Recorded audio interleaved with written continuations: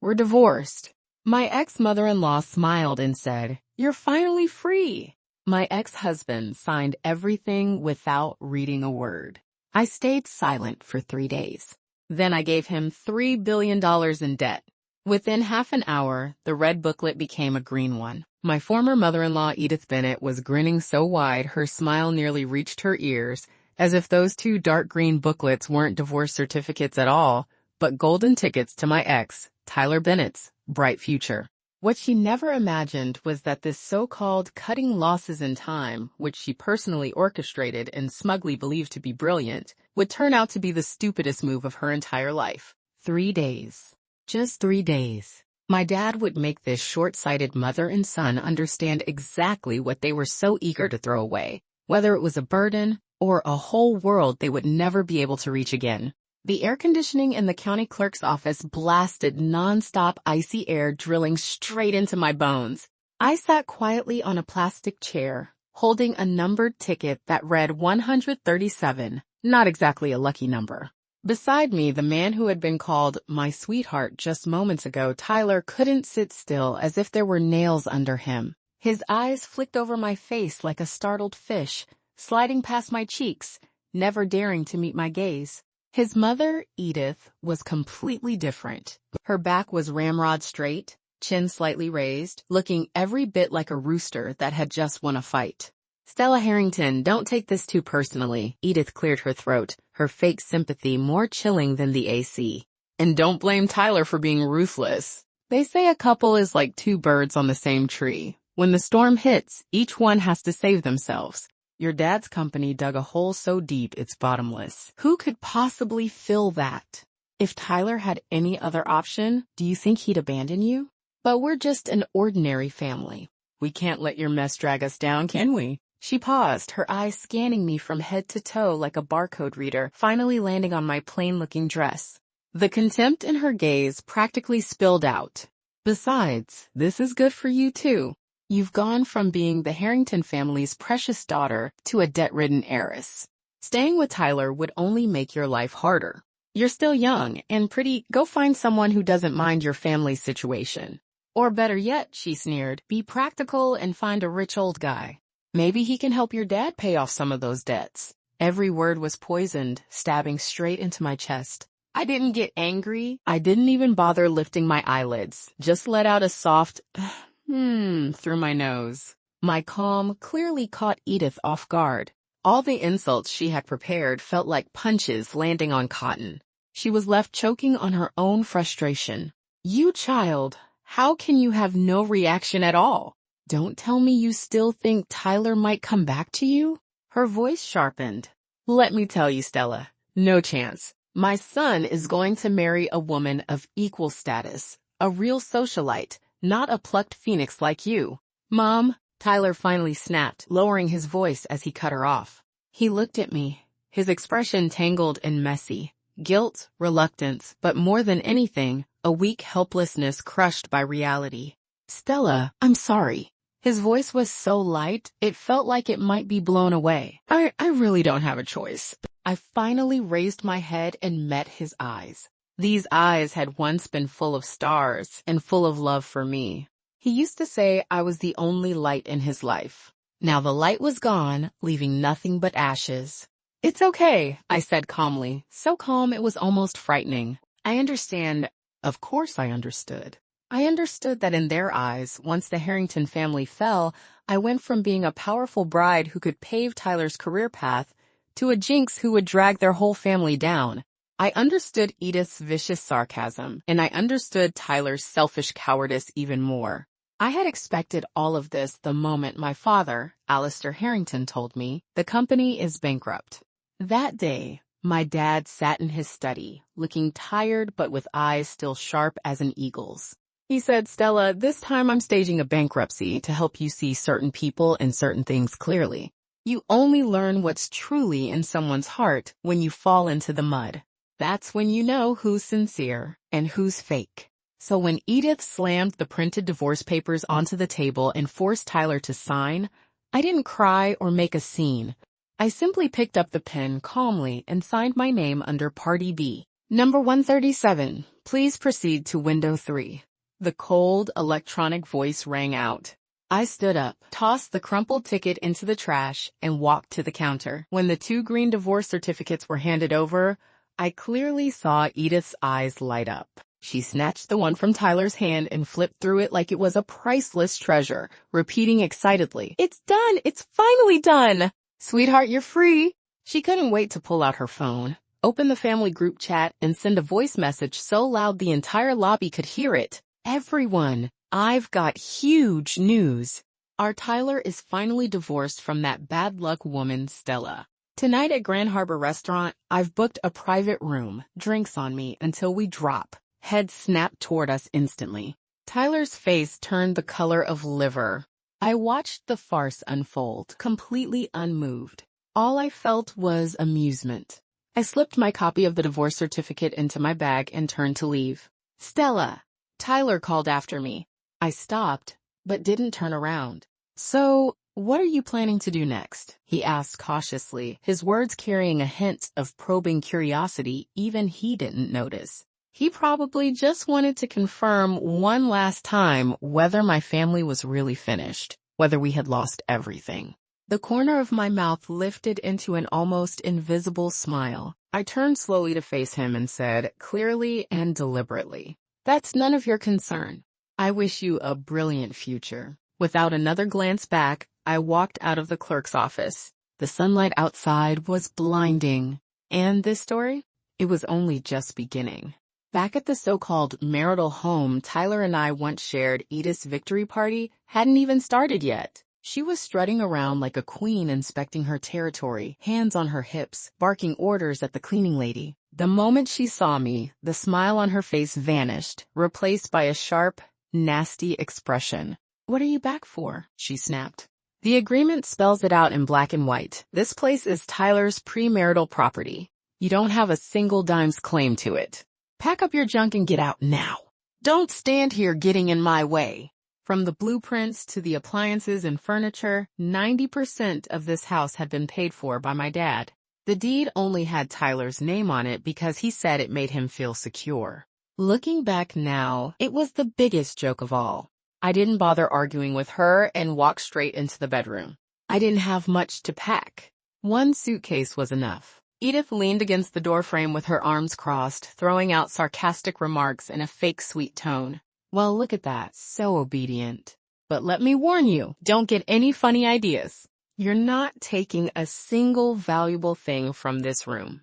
Those bags and jewelry, they were all bought with Tyler's card. Now that you're divorced, they should go back to their rightful owner." The Tyler's card she was talking about was actually a secondary card I had given him. I didn't bother correcting her. I opened the jewelry cabinet and dumped everything inside, pieces she'd been coveting for ages, the jewelry and luxury watches, straight onto the vanity. "These," I said calmly, "if you like them, they're all yours." Edith's eyes went wide instantly, greed practically bursting out of them. She lunged forward, grabbed a diamond necklace, and held it up under the light, inspecting it over and over, her mouth still not letting up. "Now that's more like it. At least you know your place. It was bought with our family's money anyway." I watched coldly as she stuffed the items into her own bag, one by one, her ugliness on full display. I felt nothing.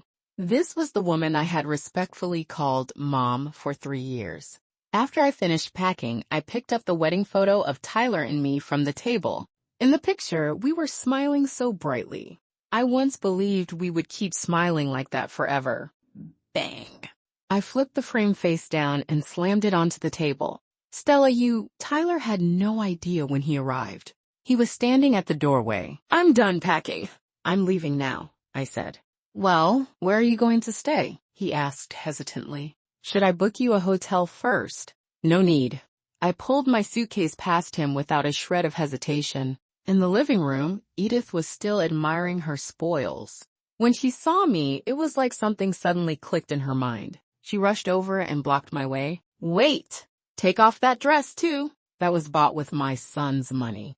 She pointed at the dress I was wearing, a custom piece from an independent French designer worth 6 figures. Of course, she had no idea what it was really worth. She just wanted to humiliate me. Tyler's face turned pale. Mom, that's too much. Too much? Edith's voice shot up. Her dad owes a mountain of debt, and we didn't even ask her to pay it back. What's wrong with taking off a dress? Or do you want her walking out in our family's clothes, seducing other men? The air froze. I looked quietly at Tyler. I wanted to see what choice this man, whom I had loved for 5 years, my once beloved, would make. Would he stand up for me just once like a real man? Or would he keep indulging his mother's madness? Tyler clenched his fists, then relaxed them, again and again. In the end, he avoided my gaze, turned his head away, and muttered vaguely, "Stella, maybe you should go back to the room and change first." At that moment, my heart went completely cold. I laughed so hard my eyes nearly filled with tears. Sure. I dragged my suitcase to the entryway. Under the stunned stares of the mother and son, I slowly reached back and unzipped my dress right in front of them. The fabric slid down my skin and pooled at my feet. I was wearing a base layer underneath. It wasn't revealing, but in this situation, the humiliation was magnified to the extreme. Edith clearly hadn't expected me to actually do it. She froze on the spot. Tyler's pupils shrank. He rushed over like he'd lost his mind, picked up the dress from the floor, and tried to wrap it around me, his voice shaking. "Stella, what are you doing? Are you crazy?" I stepped back, avoiding his hand. "Wasn't this what your mom wanted?" I looked at him, the smile in my eyes colder than ice. "I'm just giving you exactly what you asked for." With that, I pulled open the front door, dragged my suitcase, and walked out. The elevator doors slowly closed. Looking at my reflection in the mirror, I took a deep breath and dialed my dad's assistant. "Uncle Arthur, send a car to pick me up. And notify the legal department. Tell them to get ready. In 3 days. The real show begins." 03. The car drove straight up to my father's hillside estate. Uncle Arthur, the butler, was already waiting at the gate. When he saw that I was carrying nothing but a small suitcase, a flicker of sympathy crossed his eyes, but he didn't ask a single question. "Miss, you're home. Sir is waiting for you in the study." I pushed open the door. The familiar scent of cigars washed over me. My father, Alistair, was sitting comfortably in his armchair sipping tea, looking nothing like a man who had supposedly gone bankrupt. "You're back?" "Yeah." "Everything settled?" "All done." Alistair nodded, set his teacup down, and said slowly, "You've been wronged." Those 3 words were like a key, instantly unlocking the floodgates of my emotions. From the moment I heard the company went under, to being forced into a divorce, to being humiliated in front of everyone, I had been holding it together on sheer willpower. But in front of my dad, I was still just his kid. Tears fell, one after another. I didn't sob.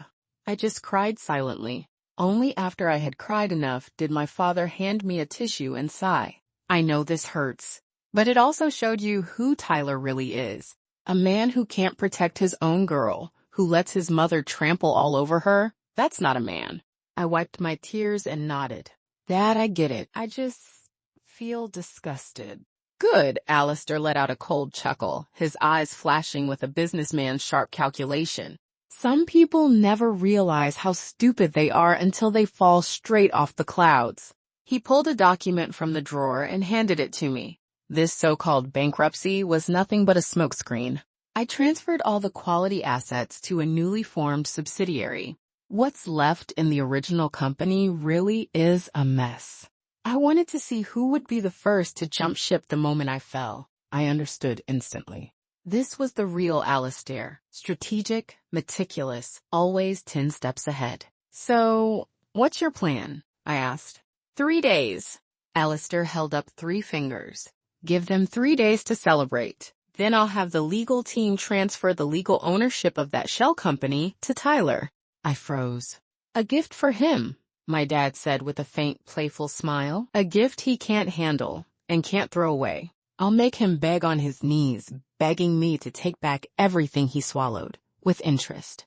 At the same time, inside a luxury private room at Grand Harbor Restaurant, Tyler's family was clinking glasses and celebrating. Edith was glowing, basking in the flattery of relatives, practically floating. "Sister Lan, you really saw this coming." Thank goodness Tyler divorced early. Otherwise, the Harrington family's bottomless pit would have dragged us all down. Exactly. Our Tyler's so capable, he'll definitely find someone even better. Tyler sat at the head of the table, drinking glass after glass in silence, his mind filled with the image of my back as I walked away that day. His chest felt hollow, like something had been carved out.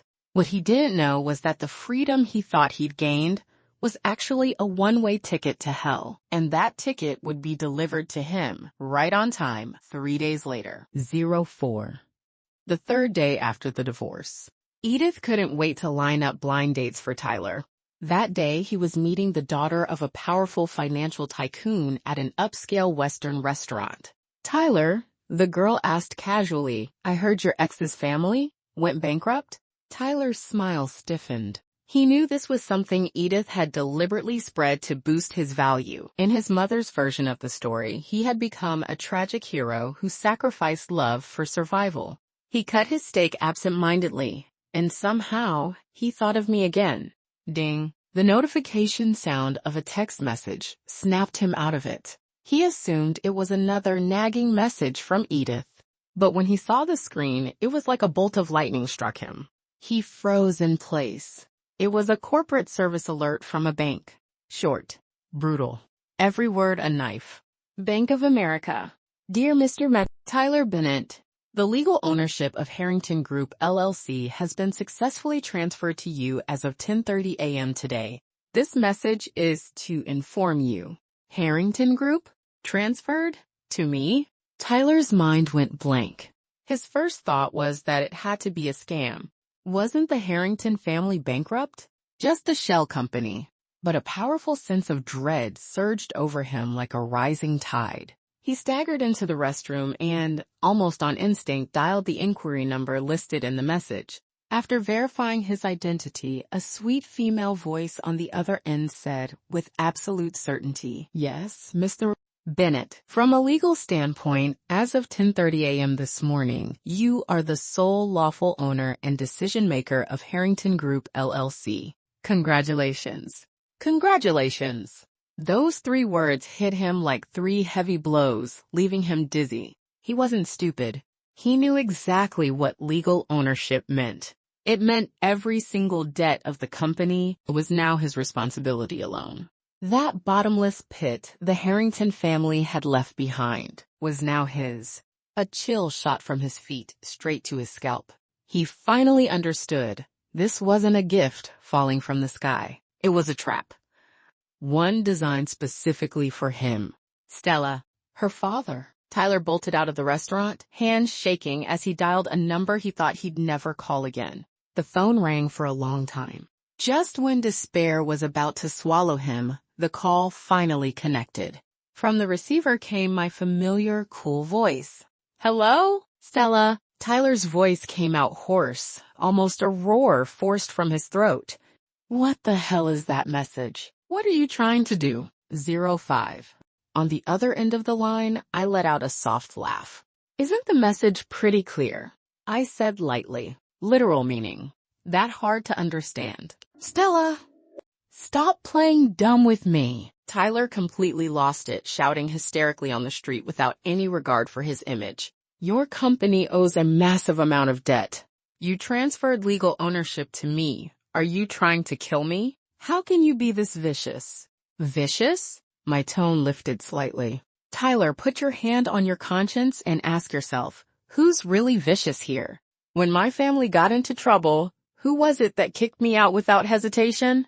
When your mom humiliated me in front of everyone, tearing me down piece by piece, why didn't you say you were vicious then? My words left Tyler completely speechless. Didn't you always want a future? I continued calmly. Well, now I've handed that future to you. You'd better hold on to it tight. No. I don't want it! His voice cracked, on the verge of tears. Stella, I'm begging you, have your dad change the legal owner back. I was wrong. I really was wrong. Let's get back together, okay? If we remarry, all of this can be fixed. Remarry? I couldn't help but laugh out loud. Tyler, did you forget who it was that wished me a bright future 3 days ago? You're only regretting it now. Too late. With that, I hung up cleanly. Listening to the dead tone on his phone, Tyler completely broke down. He hailed a cab like a madman and rushed to the Harrington estate, slamming the doorbell over and over again. Stella, come out. Get out here. On the video intercom, Uncle Arthur's expressionless face appeared. Mr. Bennett, our young lady does not wish to see you. Please leave. I'm not leaving. If she doesn't come out, I'll die right here. He was screaming at the top of his lungs when a sharp, familiar voice suddenly rang out behind him. Tyler! What the hell do you think you're doing here? 06. Tyler's mind buzzed like he'd been smashed in the head with a sledgehammer. $30 billion? A performance guarantee agreement? What are you talking about? His eyes nearly popped out of their sockets as he stared at the document Alistair handed him, his whole body shaking uncontrollably. Edith's legs gave out completely. She collapsed onto the ground, her lips trembling, unable to force out a single word. She might not understand business jargon, but the number 30 billion hit her like a mountain, crushing every last shred of hope she had left. Tyler's voice was dry and hoarse, like sandpaper. What does this even mean? Alistair looked at him the way one might look at a clown making a fool of himself. Unhurriedly, he explained. It's simple. Before Harrington Group applied for bankruptcy, it signed a performance guarantee agreement with an overseas venture capital firm. The contract clearly states that if the company fails to reach $500 million in net profit within the next year, it must sell its core technology patents to the other party at 10% of their value. And the company's legal representative must personally compensate the other party with $30 billion in breach of contract damages. Every word was like an ice-cold knife, plunging straight into Tyler's heart. That's impossible. This is a setup. This is a trap. Tyler finally snapped back to reality and roared. A trap? Alistair let out a cold laugh. Tyler, you're giving yourself far too much credit. Yes, I signed that agreement myself. It was a threshold, a test, to screen potential partners. The man who stands beside my daughter, he said flatly, needs at least this much courage and capability. Otherwise, he has no right to be there. He paused, his gaze sharp as a hawk's. I originally thought you would stand with Stella and weather this so-called crisis together. I even laid out the follow-up funding and connections for you. As long as you showed even a shred of responsibility, $500 million in profit would have been as easy as snapping your fingers. At that point, the entire Harrington Group would have belonged to you and Stella. But unfortunately, Alistair shook his head in disappointment, his eyes filled with nothing but contempt. You showed me, completely and thoroughly, the cowardice, selfishness, and short-sightedness buried in your bones. You and your mother are exactly the same. Your eyes see nothing but money, yet you're blind to what's far more valuable than money. To dodge a debt that never even existed, you sold my daughter without a second thought. So I granted your wish, Alistair said coldly, his voice sharp as ice. Weren't you in a hurry to cut ties? Well, now you have. You, the Harrington family, and my daughter, there isn't a cent's worth of connection left. Harrington Group now carries the Bennett name. And this $30 billion performance guarantee? Of course it should be carried by you, the new legal owner. Tyler froze completely, like a stone statue. Only then did he finally understand what he had lost. He had thrown away a business empire worth tens of billions. Thrown away the chance to rise to the very top overnight, and thrown away a woman who had truly loved him. Like the world's biggest fool, he had traded an unimaginable treasure that was within arm's reach for a ticking time bomb that could blow him to pieces at any moment. No, Dad. Sir? Tyler dropped to his knees with a loud thud, scrambling forward and clinging to Alistair's legs, sobbing uncontrollably. I was wrong. I really know I was wrong. I lost my mind. I'm garbage. Please, please give me one more chance. I love Stella. I can't live without her. Crying, he turned toward me, his eyes filled with desperate pleading. Stella, please help me beg him. Let's not divorce. Let's get back together. I swear I'll treat you like a queen from now on. You can manage all my money. I'll listen to everything you say. Edith snapped out of it too. She crawled over on her hands and knees, clutching my legs and wailing, Stella, my good girl, it's Mom's fault. I was blind, completely blind. Please forgive us just this once. We can't live without you. If you don't remarry Tyler, his life will be completely ruined. Looking at the mother and son in front of me, twisting the truth, exposing their utter ugliness, I curved my lips into a deeply mocking smile. I felt no pity, only pure disgust. 3 days ago, they treated me like a plague, desperate to get as far away from me as possible. 3 days later, they were kneeling at my feet, begging me to be their savior. How ridiculous. I slowly crouched down, staring at Edith's tear and snot-covered face, and spoke softly. Mom, didn't you say it yourself? Married couples are like birds on the same tree. When disaster strikes, they fly their separate ways. Well now, disaster has struck you. Why should I fly with you? Then I turned to Tyler, looking at his face twisted with regret and terror, and spoke slowly, word by word. Tyler, you say you love me, but your love is incredibly cheap. It couldn't even stand up to a single word of instigation from your mom. It couldn't stand up to some vague imaginary future. Now that this $30 billion future is sitting right in front of you, why don't you dare take it? This is the road you chose with your own hands. Every sentence landed like a 1,000-pound hammer, smashing the last bit of hope in their hearts to dust. Tyler's sobbing cut off abruptly. He stared at me blankly, as if he were seeing me for the first time. And he was right. He had never truly known me. The only Stella he knew was the gentle, considerate woman who loved him wholeheartedly. He had never realized what kind of pride and ruthlessness I had inherited from my father. Seeing that begging wouldn't work, Edith immediately switched tactics, starting to scream and throw a fit. Alistair? This is fraud. Corporate fraud. I'm suing you. Alistair looked down at her, his eyes full of disdain. Go ahead. Every step I took was within the law. The transfer of legal ownership was signed voluntarily by Tyler himself. Of course, he's free to give it up now. But the consequence of giving up the company, he added calmly, is that he will immediately, personally, assume $30 billion in breach of contract debt. When that happens, feel free to hire the best lawyers in the country and sue me. Let's see how the court rules. With that, he couldn't be bothered to look at them again. He turned to me, his voice gentle. Stella, it's windy outside. Let's go in. Don't let this trash dirty our eyes. I nodded and stood up, casting one final glance at Tyler collapsed on the ground. His eyes were hollow, his face ashen, like his soul had been ripped right out of him. I looked away, linked my arm through my father's, and walked into the door that separated us into two completely different worlds, without looking back. The heavy iron gate behind us slowly closed with a deep, dull thud. The sound was like a funeral bell. For Tyler. For the love that had died long ago. And for his pathetic, laughable future. A final, absolute end. 07. In the days that followed, every single second was hell for Tyler and Edith.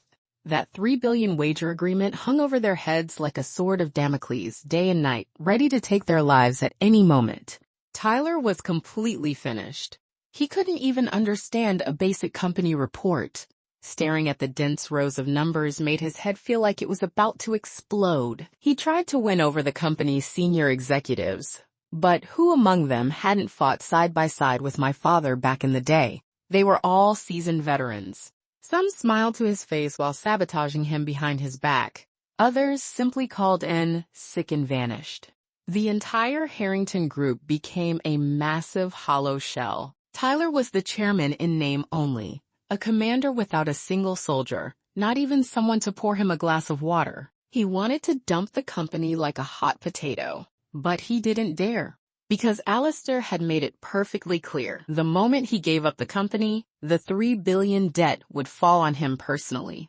All his assets, including the luxury house he was most proud of, would be frozen and auctioned off instantly. He would become a nationally infamous super deadbeat, spending the rest of his life trapped in an endless nightmare of debt collection. With nowhere left to go, the desperate mother and son could only begin their long, humiliating journey of begging. Every single day, without fail, they blocked the entrance of my villa, waiting for me. Day 1. Emotional blackmail. Stella, for the sake of the 5 years we shared, please help me. Tyler said, his eyes bloodshot, his voice hoarse like a broken gong. I sat on the second-floor terrace, leisurely sipping afternoon tea, watching his haggard face through the security cameras. I felt nothing. Day 2, playing the victim. Edith plopped herself down on the concrete at the villa gate, slapping her thighs and wailing, accusing me, loudly, to every passerby.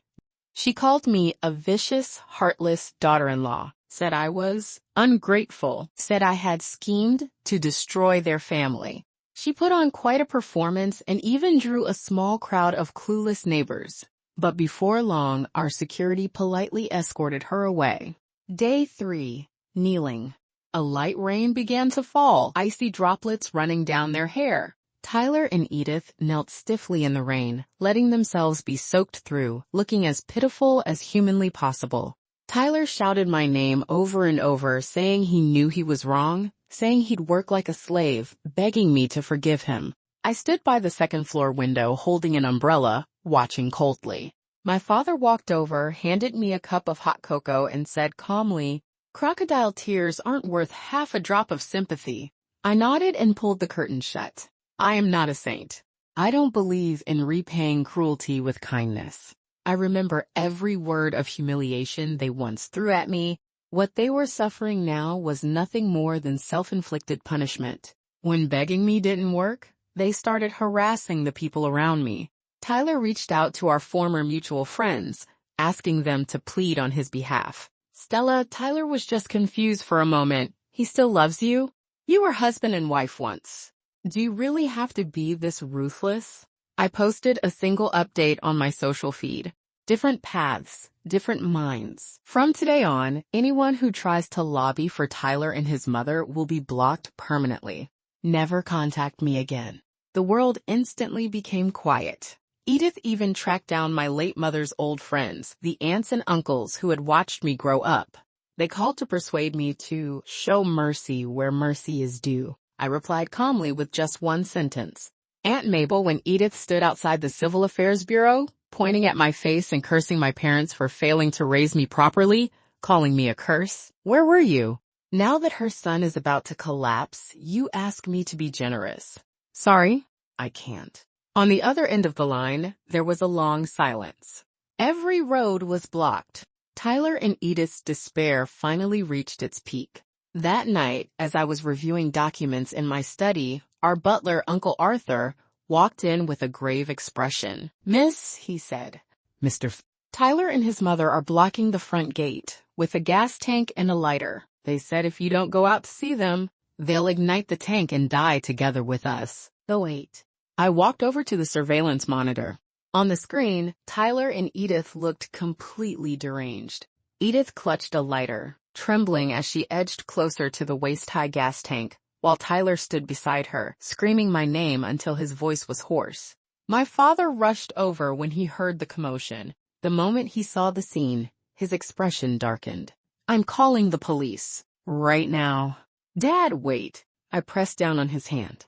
"Stella, they've lost their minds. We can't let them do whatever they want." "I know." I stared at the two faces on the screen, twisted by madness, my gaze icy. But if the police just drag them away, it's far too easy on them. I want them to lose completely and to understand their despair clearly and thoroughly. I turned to the butler. "Uncle Arthur, open the gate." "Let them in." Uncle Arthur froze for a moment, then immediately carried out the order. As the iron gate slowly opened, Tyler and Edith were stunned. They clearly hadn't expected that I would actually dare to let them inside. I picked up the intercom on the desk and called the gatehouse. My voice echoed clearly through the loudspeakers at the entrance. "Tyler." "Edith. Didn't you want to see me? I'll give you a chance. Come in. We'll settle everything, once and for all, in this courtyard." My voice was calm, yet carried an undeniable pressure that left no room for refusal. Tyler and Edith exchanged a glance, a flicker of a gambler's madness flashing in their eyes. In the end, they dragged the gas tank behind them and, step by step, walked into the place they had once desperately coveted, now a prison that felt like hell. The courtyard was brightly lit against the night sky. My father and I stood at the top of the villa steps, looking down at Tyler and Edith like sovereigns surveying their subjects. Behind us stood a line of security guards, their expressions cold and unyielding. The two of them hauled the heavy tank to the center of the lawn, soaked through, utterly disheveled, their eyes filled with the madness of people at the end of the road. "Stella, you finally came out." Edith shrieked the moment she saw me, her emotions exploding. Tyler's gaze, however, was nailed to me. That look was unbearably complex. Regret, pleading, resentment, and a trace of venom born of being cornered with no way out. "Stella," he began, his voice scorched and hoarse. "We really have nowhere left to go. Please let us off." I didn't respond. My eyes dropped to the gas tank at his feet, and I asked flatly, "You're threatening me with this because you think I care whether you live or die." My words were like a bucket of ice water at -100 degrees, dumped straight over their heads. Both of them froze. Edith's face turned deathly pale. Trembling, she raised the lighter and shouted, her bravado barely masking her fear. "Why, you don't push me! If we die, we'll haunt you as ghosts. I'll make sure everyone knows it was you, you poisonous woman, who drove us to our deaths." "Oh? Really?" I smiled and stepped down the stairs, closing the distance between us. My heels clicked against the stone with each step, every sound landing on their hearts like a hammer. Tyler and Edith retreated instinctively, terror flooding their eyes. "Don't come any closer," Edith screamed. I stopped 3 meters away from them and looked at them, shaking my head with pity. "Even now, you still don't understand where you went wrong. You think your fate today is because I'm cruel. Because my father set a trap to take revenge. You're wrong." I lifted my finger and pointed straight at Tyler, enunciating every word. "Your biggest mistake wasn't divorcing me. It was that, during those 5 years, you never truly loved me, nor did you ever truly respect me. What you loved was the halo and convenience that came with being married to the Harrington family's daughter. What you respected was my father's wealth and status. So when all of that disappeared, you discarded me without the slightest hesitation. Your so-called regret now, your so-called begging, isn't because your conscience suddenly awakened or because you recognized your mistakes. It's because you realized that what you personally threw away was a golden bowl worth tens of billions, and what you picked up instead was a death warrant that will destroy you beyond redemption. Your love, your remorse, they're nothing more than a performance carefully calculated after weighing profits and losses. Tyler, you are truly pathetic and pitiful." Tyler's body began to shake violently. My words were like the sharpest surgical blade, slicing open every last layer of his disguise and exposing the filthiest, most unbearable parts of his soul in broad daylight. He wanted to argue, yet not a single word would come out. Because everything I said was true. He remembered me cooking for him, remembered how I stayed by his side day and night when he was ill, remembered how, when his startup failed, I handed over all my savings to support him. Those warm memories, once taken for granted, now stabbed at his heart like countless knives. He had always believed that he loved Stella too, but only at this moment did he realize with devastating clarity that he had never truly felt that love with his heart. Under his mother's constant instigation and belittlement, he had gradually come to see Stella's devotion as an obligation, a burden he was entitled to bear. He regretted it. This time, he truly regretted it. Not because of the $3 billion debt, but because he finally understood that he had personally lost the girl who loved him the most and who had been the best thing in his entire world. Thud. Tyler dropped the lighter from his hand and his knees gave way as he collapsed onto the lawn. He buried his face in his hands, letting out an animal-like wail of agony, a sound filled with endless remorse and despair. Edith stared at her son's complete breakdown, stunned. The lighter slipped from her fingers and hit the ground with a soft clack. Her final bargaining chip, her last bout of madness, crumbled so effortlessly under just a few of my words. Watching the scene before me, I felt no sense of triumph. This farce had gone on long enough. It was time for it to end. 09. Just as Tyler collapsed into sobs and Edith stood there in a daze, a pair of blinding headlights cut through the darkness. A black Bentley slowly rolled into the courtyard and came to a stop not far away. The door opened and a tall, well-built man stepped out from the driver's seat. He wore a perfectly tailored dark gray suit. His features were handsome, his presence calm and steady. Taking in the scene before him, his brows knit slightly, but the expression vanished just as quickly. He walked straight toward me. "Stella, I'm late," he said gently, his voice warm and magnetic, carrying just the right trace of apology. "You're not late, Silas. You came at exactly the right time," I replied with a faint smile. The man was Silas Caldwell, my father's most prized protege and my childhood senior. He was 5 years older than me and had always taken care of me since we were young. After I got married, my father sent him to Europe to develop the overseas market. He had only just returned recently. Silas's arrival made Tyler, still kneeling on the ground, snap his head up. When he saw the unspoken understanding between Silas and me, and the unconcealed concern in Silas's eyes, an unprecedented wave of panic and jealousy clenched Tyler's heart. This man, his demeanor, his looks, his capability, outclassed him in every conceivable way. A terrifying thought formed in Tyler's mind. Maybe Stella had never truly loved him.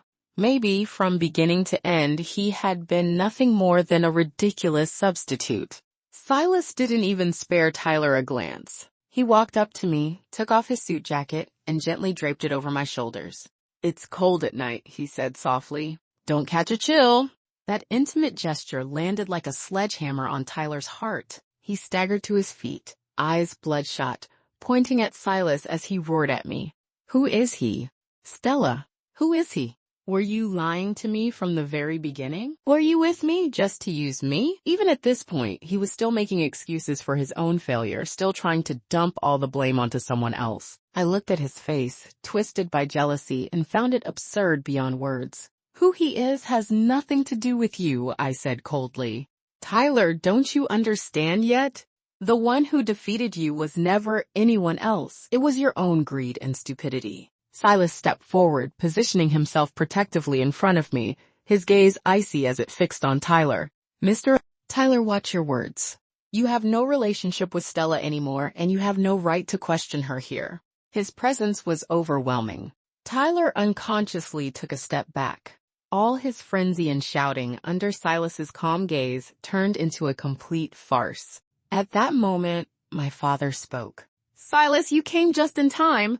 He walked out of the villa, holding a fresh set of documents. "There's something here that needs you to handle." Silas took the documents, skimmed through them quickly, then nodded. "Understood, sir." He turned to Tyler and handed the papers to him, his tone strictly professional. "Mr. Tyler, this is the equity transfer agreement and the legal representative change application for Harrington Group. Alistair has decided to reclaim all the shares he granted you. As long as you sign here, that $3 billion wager agreement will have nothing to do with you anymore." Tyler and Edith both froze, scarcely believing their ears. "Are really?" Edith asked, trembling. "As long as he signs, the $3 billion doesn't have to be repaid?" "Yes," Silas answered succinctly. Ecstasy exploded across Edith's face. She rushed over, snatched the pen from Tyler's hand, and tried to sign for him. "Sign it. Hurry up and sign. What are you standing there for, you idiot?" But Tyler stood there as if nailed to the ground, completely motionless. He stared at the agreement, then at me, then at Silas standing beside me, his eyes filled with struggle and unwillingness. He knew that once he signed this document, he would truly and completely sever all ties with Stella and with the elite world that had once been within his grasp. He would return to being a penniless nobody, spending the rest of his life mired in endless regret and resentment. But if he didn't sign, the $3 billion debt would swallow him whole like a black hole. This choice was more painful than anything he had ever faced. Silas seemed to see right through him and added casually, "Oh, right. I almost forgot to mention. Alistair has already decided that I will formally take over as CEO of Harrington Group. And the first thing I'll do after taking office is launch a new $100 billion level renewable energy project. This project was originally prepared for you. $100 billion renewable energy project." Those words became the final straw that broke the camel's back. Tyler's mental defenses collapsed completely. He looked at the man before him, calm, confident, on the verge of commanding a 100 billion empire, then at himself, wretched and empty-handed. The immense contrast and humiliation left him with nowhere to hide. He suddenly snatched the pen and violently scrawled his name at the end of the agreement. The force was so great it nearly tore through the paper. After signing, it was as if all the strength drained from his body. He slumped to the ground in defeat. Everything was over. No escape. The day after Tyler signed the papers, he and Edith vanished from our world completely. They sold the house that had carried 5 years of our memories and left the city. Later, I heard that Edith had suffered too much shock and developed mental problems, sometimes lucid, sometimes confused, endlessly muttering numbers like 100 billion and 3 billion. As for Tyler, he found an ordinary job and drifted through his days in a daze like a walking corpse. I didn't care about their ending. My life had already turned to a brand new page. With Silas's help, I began formally getting involved in the company's operations. My father intended to groom me, and Silas taught me without holding anything back. Only then did I realize that I actually had a natural talent for business. I was no longer the Stella who hid behind her husband, revolving her entire world around love. I put on a suit, walked into conference rooms, and crossed verbal swords with seasoned business veterans, fighting for the company's projects with logic and resolve. I began to enjoy the feeling of having my life firmly in my own hands. Silas became my most capable partner and my strongest support. No matter what problems I faced, he was always there immediately, offering the most professional advice and the warmest encouragement. We worked overtime together, traveled for business together, and raised our glasses together to celebrate the success of each project. Without realizing it, an unfamiliar but powerful emotion quietly grew between us. At a celebratory banquet, slightly tipsy, I was escorted home by Silas. Under the moonlight in the courtyard, he suddenly stopped and looked at me seriously. "Stella, can I ask you a question?" "What is it?" If you hadn't married Tyler back then, would you have considered me?" There was a tension and hope in his eyes that I had never seen before. I looked at his handsome face, thought of his meticulous care and silent protection during this time, and felt warmth rise in my heart. Smiling, I asked in return, "Then what about you? If I hadn't been divorced, would you have confessed to me?" Silas froze for a moment, then smiled. He reached out and gently pulled me into his arms. His embrace was warm and steady, giving me a sense of security I had never felt before. "Stella, let the past stay in the past," he murmured near my ear. "What matters is the future." "Can I take care of your future?" I didn't answer. I simply buried my head against his chest and held him tightly. The answer spoke for itself. 1 year later, under the joint leadership of Silas and me, Harrington Group's market value doubled. That 100 billion level renewable energy project achieved tremendous success and stunned the entire industry. At the project's celebration press conference, in front of countless flashing cameras, Silas dropped to one knee and proposed to me before the media. What he took out wasn't a massive diamond ring. It was a share transfer agreement. 30% of Harrington Group. Looking up at me, his eyes sincere and burning, he said, "Stella, I don't want you to be my accessory. I want you to be my queen.